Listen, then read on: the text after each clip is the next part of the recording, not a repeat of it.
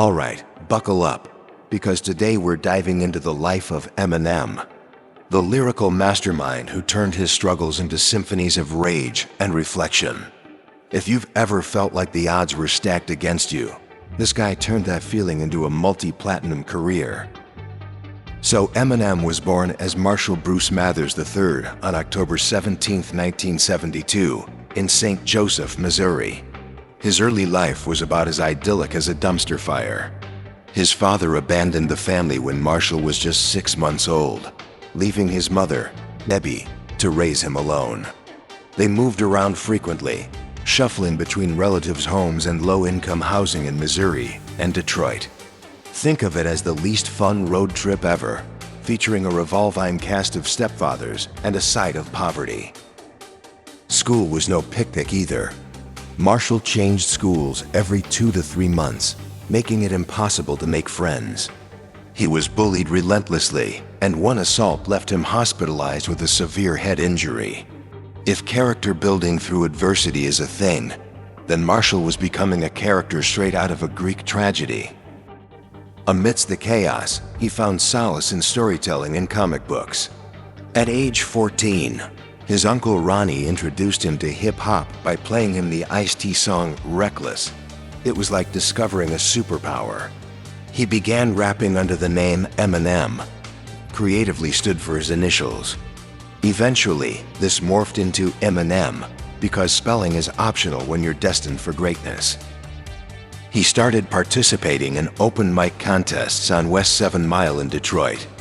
These were predominantly black venues, and Eminem faced skepticism and outright hostility. But his skill was undeniable. He earned respect through his sharp wit and rapid-fire delivery. It's like Rocky, but with less punching and more rhyming. In 1996, he released his debut album, Infinite. It sold about as well as sunscreen in Antarctica. Critics said he sounded too much like other rappers, which is a polite way of saying, "Thanks, but who are you again?" The poor reception plunged him into depression, and he even contemplated giving up on music. But instead, he created an alter ego, Slim Shady.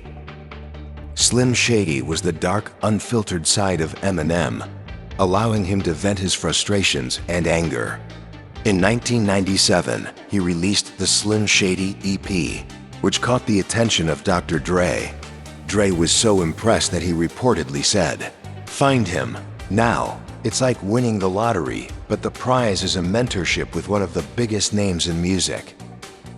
Their collaboration led to the Slim Shady LP in 1999. The album was a commercial success, going triple platinum. It featured hits like My Name Is, which introduced the world to his controversial and provocative style. Parents were outraged, which of course only made teenagers love him more. It's the circle of life, but with more explicit lyrics. His next album, the Marshall Mathers LP, released in 2000, broke records by selling over 1.76 million copies in its first week. It became one of the fastest-selling albums in American history. Songs like The Real Slim Shady and Stan showcased his storytelling ability and complex lyricism. Stan was so influential that it turned into slang for obsessed fandom. Congratulations, you've made it when your song becomes a term in the Oxford Dictionary. But fame came with a magnifying glass. Eminem was criticized for promoting violence, misogyny, and homophobia.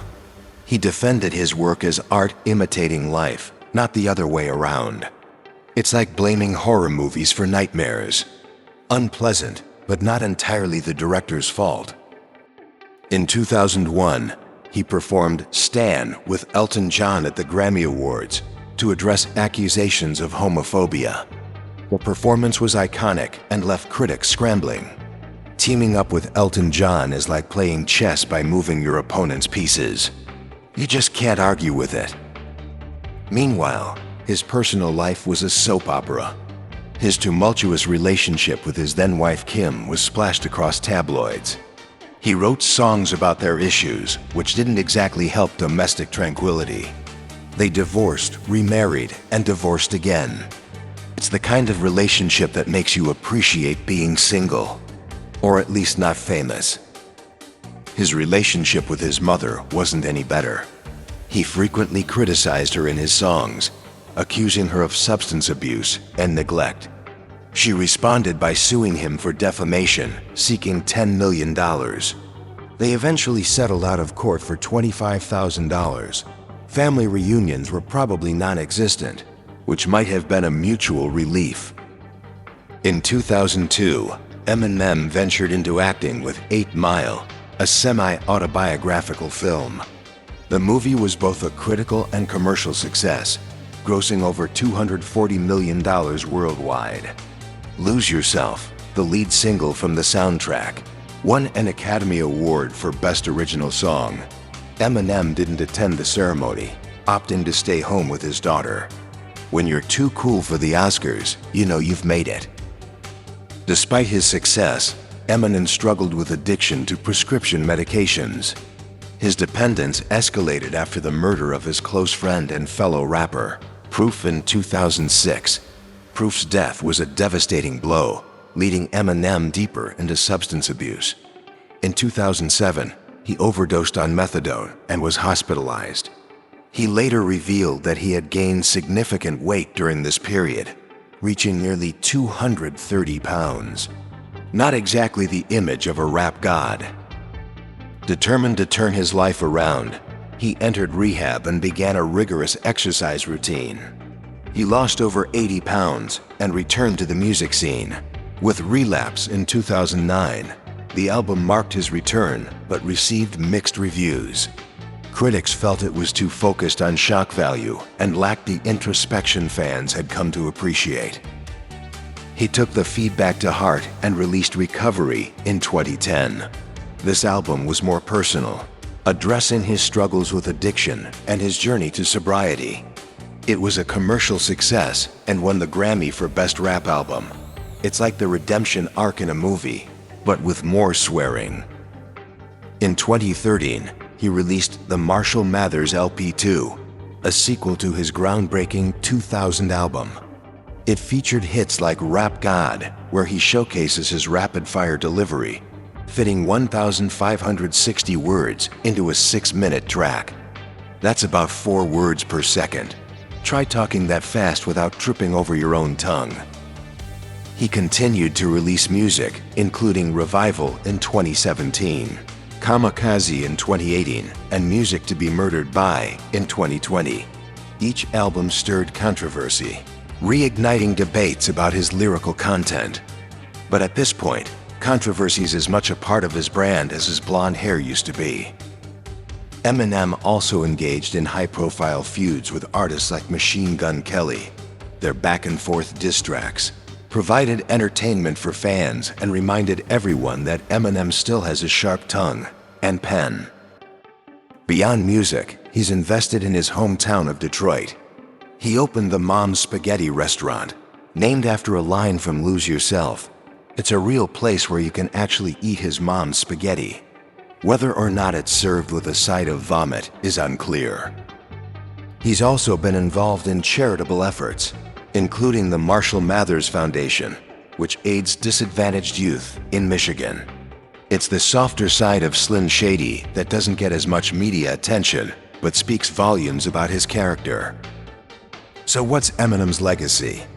He sold over 220 million records worldwide, making him one of the best-selling music artists in history.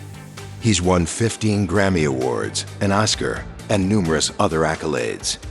He's influenced a generation of artists and opened doors for discussions about difficult topics like addiction, mental health, and poverty. In the end, Eminem is a complex figure, a man who turned his pain into poetry and his struggles into stories that resonate with millions. He showed that no matter where you come from, you can rise above your circumstances. Plus, he proved that yes, you can rhyme orange if you think creatively enough. If you enjoyed this extended exploration of Eminem's life, feel free to like the video and subscribe, or don't. Maybe go write a diss track about how I left out your favorite moment. Either way, thanks for tuning in, and remember, Life's a battle, but it's one you can win. Even if you have to lose yourself in the music, the moment,